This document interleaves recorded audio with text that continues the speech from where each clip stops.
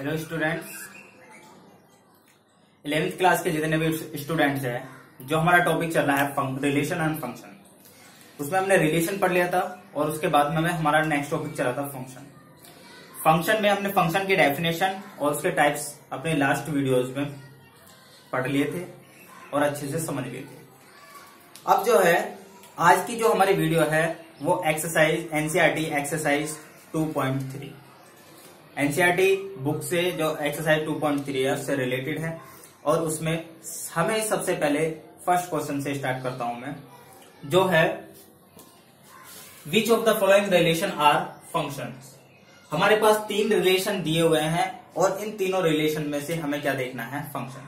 क्योंकि मैंने आपको बताया था कि जो आपके पास Cartesian product A cross A होता है उसका सबसेट क्या होता है, रिलेशन, और रिलेशन का सबसेट क्या होता है, फंक्शन होता है। तो ये रिलेशन तो है लेकिन इनमें से फंक्शन कौन सा है वो हमें देखना है।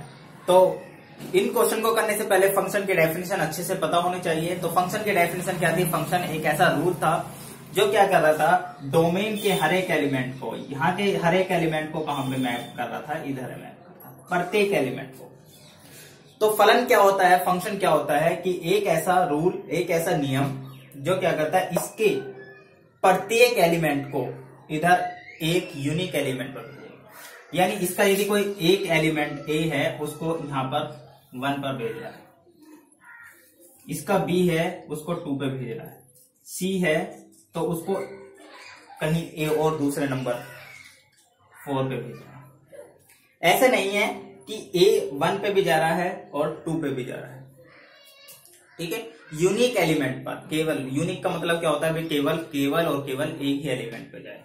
यानी इधर का कोई एलिमेंट इधर के 2 एलिमेंट पर ना जाए और इधर के सारे एलिमेंट जाए। कोई ऐसा एलिमेंट इधर सपोज D है, D के लिए कोई इधर ना मिले तब भी फंक्शन नहीं होगा, ठीक है। तो D के लिए कोई एलिमेंट नहीं है तो इसको हम क्या कर देंगे, D को हटा देंगे, नहीं तो फंक्शन नहीं बनता। तो देखते हैं कौन सा है। फर्स्ट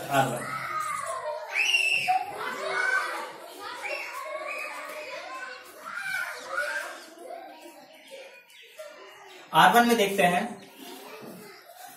2 1 पे जा रहा है, 5 1 पे जा रहा है, 8 1 पे जा रहा है, 11 1 पे जा रहा है, 14 1 पे जा रहा है, 17 1 पे जा रहा है। सारे के सारे एलिमेंट कहां जा रहे हैं, 1 पे जा रहे हैं। तो फंक्शन होगा नहीं, फंक्शन होगा। अब आप कहोगे कि सर ये तो सारे एक ही पे जा रहे हैं, एक पे जा रहे हैं, यूनिक पे जा रहे हैं, लेकिन ऐसा नहीं है एक एलिमेंट 2 पे नहीं जाएगा। डेफिनेशन को अच्छे से समझिए, एक एलिमेंट 2 पे नहीं जाएगा, ये फंक्शन नहीं होगा। बट ये 1 पर जा सकते हैं, इन दोनों में डिफरेंस है। इसमें क्या है, ये एक एलिमेंट पे जा रहा है, ये भी एक एलिमेंट पे जा रहा है, ये भी एक एलिमेंट पे जा रहा है। भले तीनों का एलिमेंट सेम हो लेकिन जा तो रहे हैं तीनों एक पर, लेकिन यहां पर एक एलिमेंट 2 पर जा रहा है। तो इस कंडीशन में फंक्शन नहीं होता, इस कंडीशन में फंक्शन होता है। ऑल एलिमेंट्स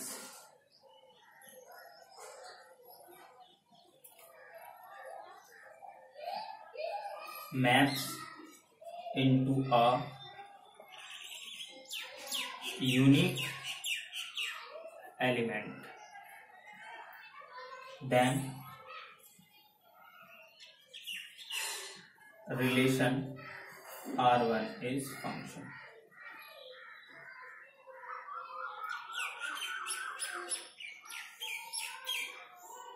Two, 5, 8, 11, 14 और 17 और इधर है 1। ये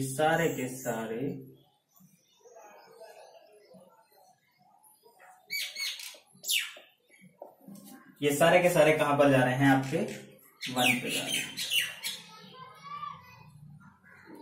ठीक है। तो ये क्या है, आपका फंक्शन है। बात करते हैं दूसरे की, R2। 2 1 पे जा रहा है, 4 2 पे जा रहा है, 6 3 पे जा रहा है, 8 4 पे जा रहा है, 10 5 पे जा रहा है, 12 6 पे जा रहा है, 14 7 पे जा रहा है। सारे एलिमेंट जो है अलग अलग नंबर पे जा रहे हैं, तो ये क्या है आपका फंक्शन। ठीक है, तो इसमें भी कोई प्रॉब्लम नहीं है, R2 भी क्या हो जाएगा आपका पास फंक्शन हो जाएगा। बात करते हैं R3 की, इसको अच्छे तरीके से आप लिख लेना। बात करते हैं R3 की, 1 3 पे जा रहा है, 1 5 पे जा रहा है। अब यहाँ पे देखिए 1 आपका जो एलिमेंट है 1 और 2 और इधर है 3 और 5। अब 1 जो है आपका 3 पे भी जा रहा है और 1 आपका 5 पे जा रहा है और 2 आपका 5 पे जा रहा है।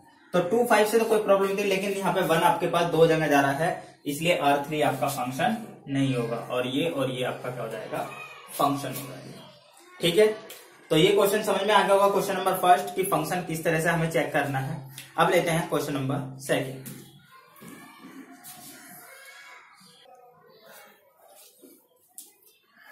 क्वेश्चन नंबर सेकंड है find the domain and range of the following function. हमारे पास दो फंक्शन है, उन दोनों फंक्शन के हमें क्या निकालने हैं, डोमेन और रेंज निकालना है। तो देखिए डोमेन, किसी फंक्शन के डोमेन और रेंज निकालने से पहले मैं आपको एक छोटी सी कहानी सुनाता हूं। उस कहानी को अच्छे से समझिए और यदि आपने उस कहानी में अच्छे से समझ लिया तो आपको डोमेन और रेंज निकालने में कोई प्रॉब्लम नहीं। देखिए फंक्शन, यदि हम फंक्शन को मैथमेटिकली से निकाल के अपनी जनरल लाइफ में डालते हैं, तो जनरल लाइफ में हम फंक्शन क्या कहते हैं, जैसे घर में ब्याह शादी होती है, जैसे किसी की शादी है या कोई बर्थडे पार्टी है, कोई इसको क्या बोलते हैं कि भाई घर में फंक्शन है हमारे बोलते हैं। अब फंक्शन है, फंक्शन के लिए गेस्ट आते हैं और उनका अरेंजमेंट किया जाता है, उनके लिए कुर्सी, बैठने के लिए कुर्सी या खाने पीने का जो भी उनको डिस्ट्रीब्यूट किया जाता है, तो वो होता है। ठीक है, अब सपोज करो छोटा सा ले लेते हैं कि आपके घर में बर्थडे है और आपने कुछ गेस्ट इनवाइट किए, तो यहां पर आपके पास क्या है, गेस्ट हैं, मेहमान हैं। ठीक है, और यहां पर उनके खाने का प्रबंध है और ये आपने क्या किया है, फंक्शन अरेंज कर दिया। ठीक है, गेस्ट आ रहे हैं। अब जितने गेस्ट आए हैं उन सभी को क्या मिलना चाहिए, जो अपने खाने का इंस्टॉलमेंट जो यूज किया है, जो भी आपने खाने के लिए बनाया गया है। सपोज बर्थडे केक है, आप केक डिस्ट्रीब्यूट कर रहे हो, तो आप क्या चाहोगे कि जितने भी पर्सन आए हैं सभी के लिए क्या है, केक का अरेंजमेंट हो जाएगा। ठीक है, कोई पर्सन ऐसा ना बचे जिसको केक ना मिले, कोई पर्सन ऐसा ना हो जिसको केक ना मिले। इसका मतलब क्या है कि फंक्शन क्या होता है कि हर एक एलिमेंट को क्या कर रहा है, केक दे रहा है। यदि कोई एलिमेंट ऐसा है जिसको केक नहीं मिला, तो इसका मतलब क्या है, फंक्शन, आप फंक्शन को अच्छी तरह से कर नहीं पा रहे हो, क्योंकि जितने मेहमान आपने बुलाए हैं, जितने गेस्ट आपने बुलाए हैं, उनको सबको क्या है, आप उनको जो है वो डिस्ट्रीब्यूट नहीं कर पा रहे हो, तो आपका क्या है, वो फंक्शन सही तरीके से नहीं हुआ। दूसरा क्या होता है कि कोई ऐसा बंदा आ गया बाहर से जिसको आपने इनवाइट नहीं किया और उसने वहां पे आके झगड़ा कर दिया या किस तरह से कर दिया, तो क्या होगा, फंक्शन में क्या होता है, जो आप फंक्शन कर रहे थे वहां पे क्या हो जाता है कि वो फंक्शन रुक जाता है।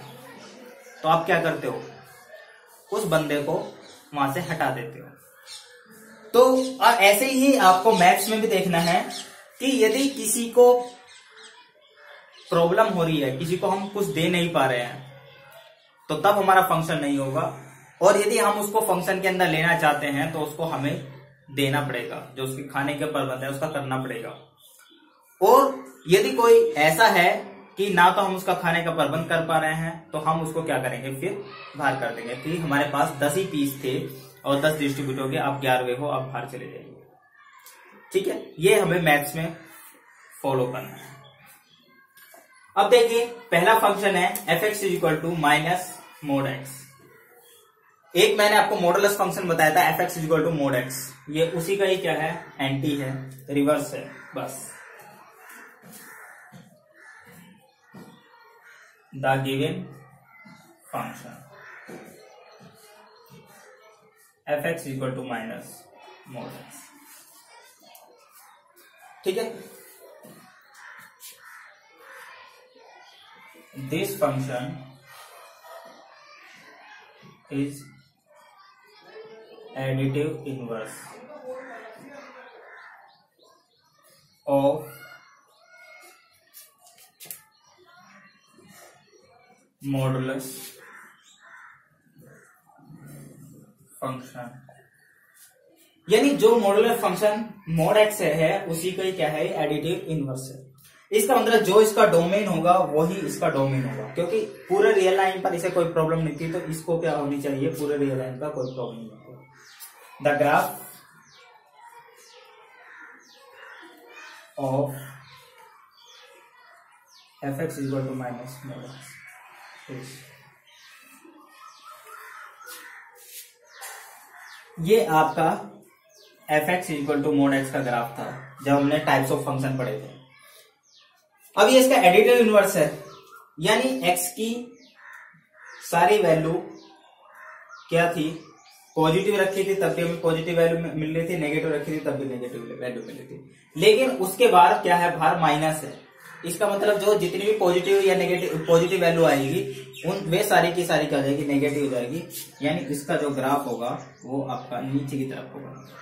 ये है आपका f x equal to minus के माइनस, क्योंकि वो क्या कर रहा है भाई, ये वैल्यू तो हमारे पास पॉजिटिव है लेकिन बाहर माइनस लग के वो क्या होगी, आपके पास नेगेटिव होगी, पूरी की पूरी वैल्यू नेगेटिव होगी, तो वो आपको क्या मिलेगी, नीचे की तरफ मिलेगी। तो डोमेन क्या होगा, पूरा रियल नंबर होगा, कोई प्रॉब्लम नहीं है इसको, पूरे रियल लाइन का कोई प्रॉब्लम नहीं है, सभी की वैल्यू देता है, सभी की वैल्यू देगा। और रेंज के लिए इसका जो रेंज था मॉडुलस फंक्शन का वो क्या था, 0 से इन्फिनिटी, यानी 0 से पॉजिटिव इन्फिनिटी। लेकिन ये क्या है, नीचे की तरफ बन रहा है, तो इसका क्या होगा, 0 से माइनस के इन्फिनिटी। ठीक है, ये इसका डोमेन होगा और ये इसकी क्या होगी, रेंज होगी। ठीक है, तो क्वेश्चन समझ में आया। ये जो मॉडुलस फंक्शन है उसी का एडिटिव इनवर्स है, तो उसकी हेल्प से मैं डोमेन और इसका रेंज निकाल लिया। अब देखते हैं पार्ट सेकेंड।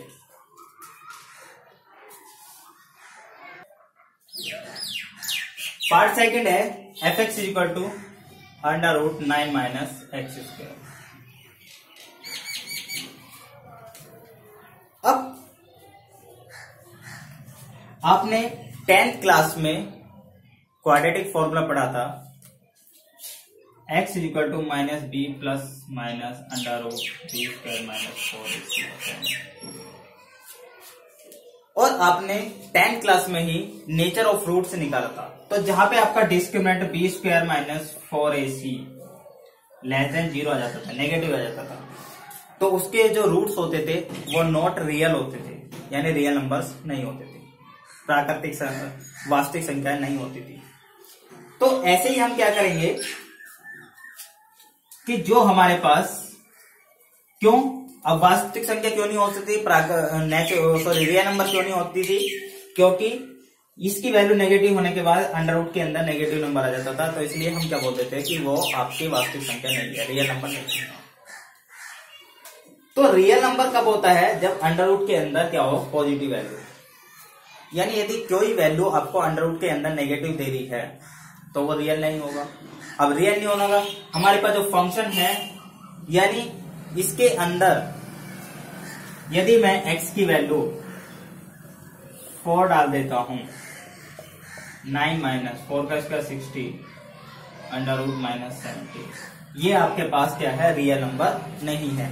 यानी f की वैल्यू यदि 4 डाल दी जाए तो 4 पर ये हमें आउटपुट नहीं दे रहा, कोई रियल नंबर नहीं दे रहा, यानी ये फंक्शन ऐसा है जो 4 की कोई वैल्यू नहीं दे पा रहा है। यानी जो 4 नंबर का कोई गेस्ट आया हुआ है उसको जो है उसके लिए खाना नहीं मिल पा रहा है। ठीक है, तो उसके लिए इसका डोमेन निकालने के लिए हम क्या करेंगे कि जो अंडर रूट के अंदर की जो वैल्यू है वो कैसी होनी चाहिए, पॉजिटिव या 0 होनी चाहिए। 9 minus x square greater than equal to 0, इस एक्स स्क्वायर को चले जाएंगे,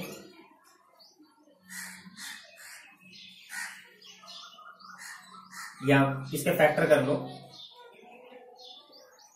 3 का स्क्वायर माइनस एक्स का square greater than equal to 0, 3 minus x और 3 plus x greater than equal to 0। अब इसमें दो केस बनते हैं, 3 minus x greater than equal to 0 और या 3 plus x greater than equal to 0। अब इसमें एक्स को बदलेंगे तो 3 ग्रेटर देन एक्स, यानी एक्स की वैल्यू क्या है, 3 से छोटी है, इसमें 3 को बदले जाएंगे x greater than equal to -3 और यहां से एक्स की वैल्यू क्या है माइनस, यानी एक्स की वैल्यू -3 से बड़ी है और +3 से छोटी है। This implies x less than equal to 3 greater than equal to -3,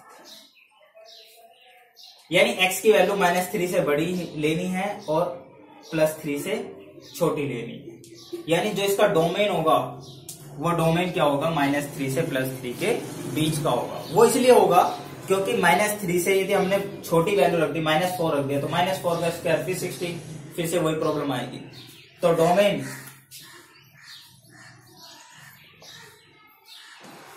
-3 से +3, ये हमारे पास डोमेन।